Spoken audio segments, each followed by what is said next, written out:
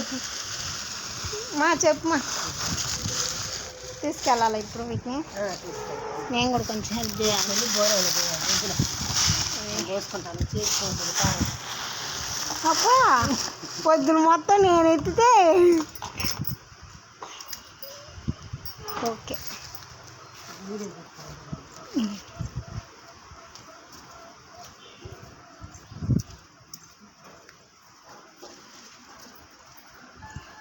దీంట్లో మనిషి ఉంటారు అట్టుంది కదా. మనిషి ఎప్పుడు వస్తాడు?